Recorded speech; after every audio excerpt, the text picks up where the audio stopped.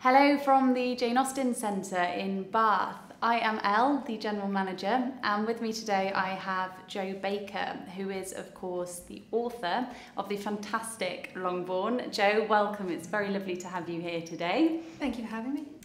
Fantastic. Well, I will launch straight in then with my first question.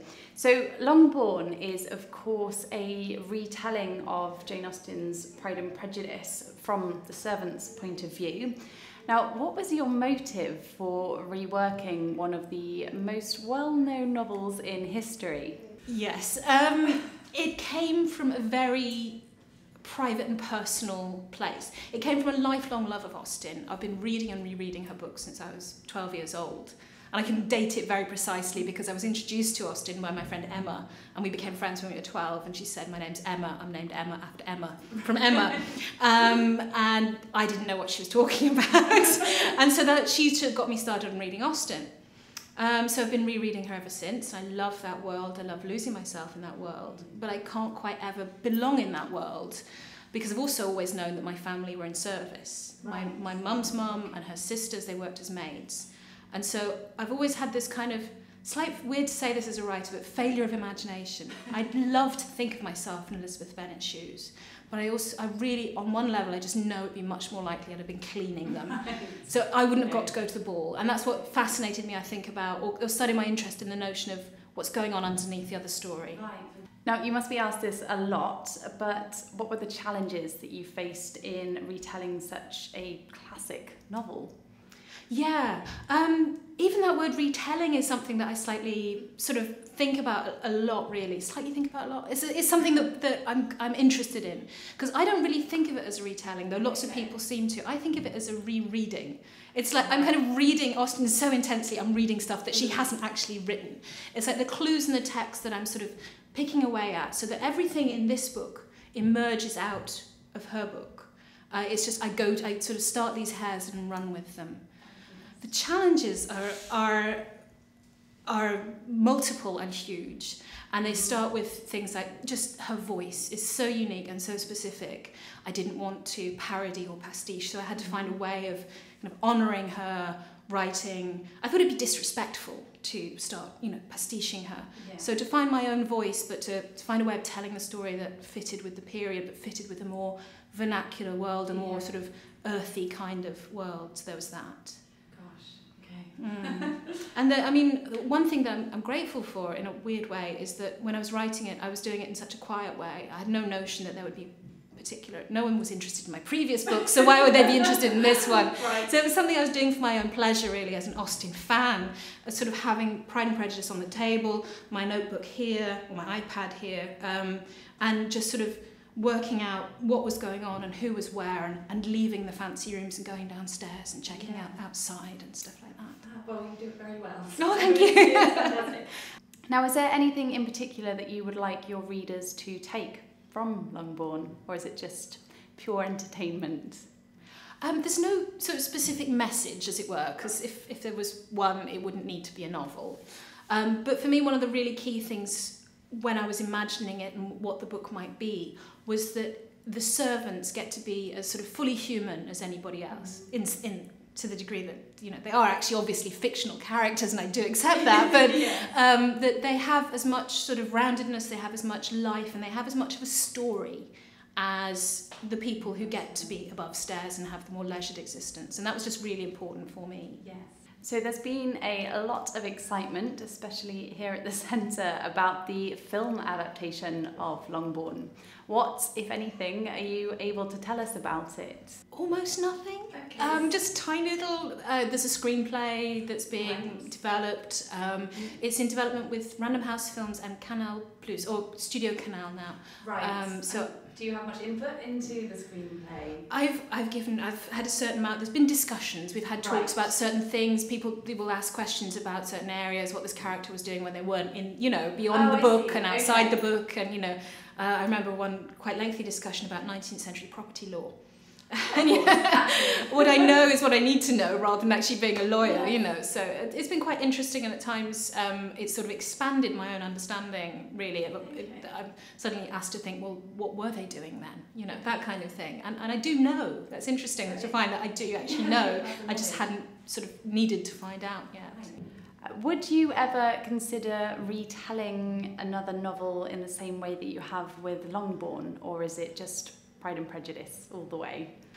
I'm thinking Moby Dick, the whales story. Absolutely. It would be very quick to write. It's just all vowels, you know, and make a lovely soothing audiobook.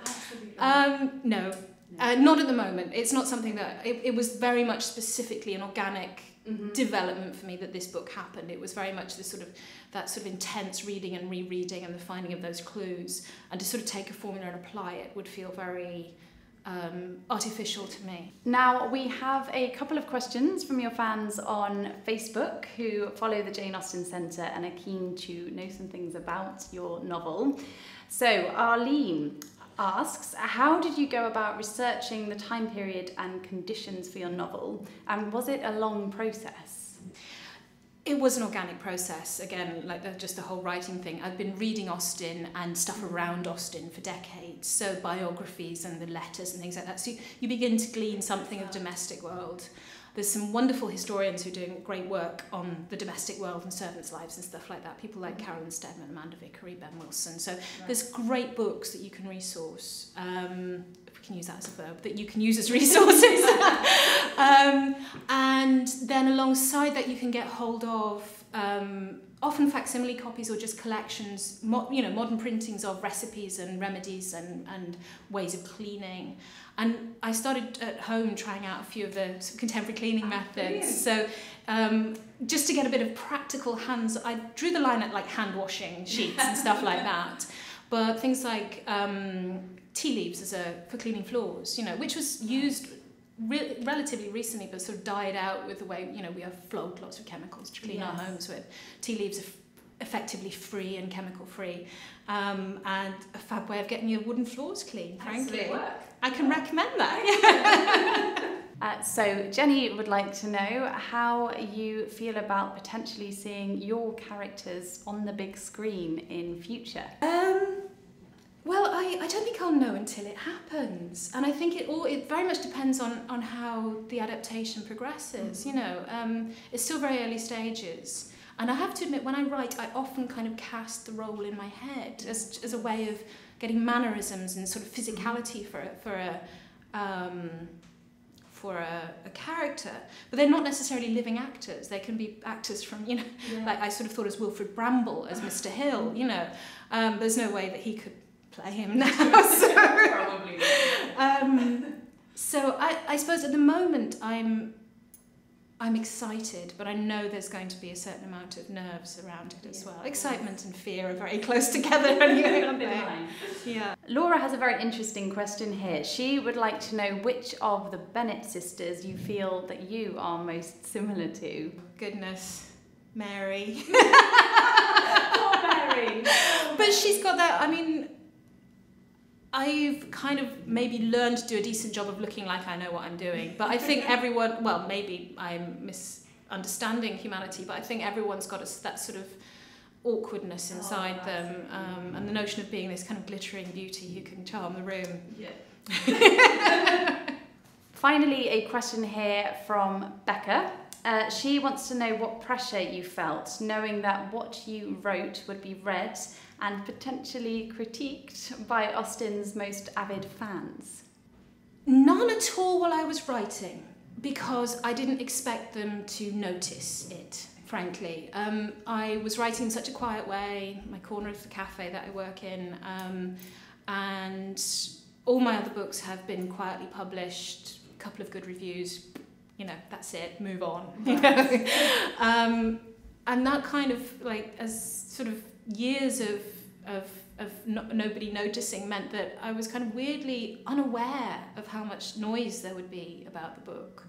It was only when we started to sell foreign rights and then the film rights, and it started to snowball, that I felt properly terrified. Because I feel very protective of Austen. I feel that those books are mine. How dare people, How dare I? You know, once I started to realise what I'd done and what people would notice and people might be cross. And then I did feel very, very nervous. And I do stay away from discussions and forums and don't read the comments because a few very hurtful things have been said. So I just kind of avoid it. Yeah. Mostly by people who haven't read the book. Yeah. Mostly. Before the book was even published, I remember just encountering some stuff on Facebook. A publisher posted a picture of me doing a sort of pre-signing thing, and the scroll down was just not for me to read. Really. But I stay away from reviews and stuff like that in general, just because I know those things affect me more than the bad ones affect me more than the good ones can compensate for. Finally, we have to ask, which of Jane Austen's novels, if any, are your favourite? It's a toss-up. Can I have two? You can have two. I have two. I have two, so we're good. It's Pride and Prejudice and Persuasion. It's all the P's. Excellent. Yes. Yes. Yeah.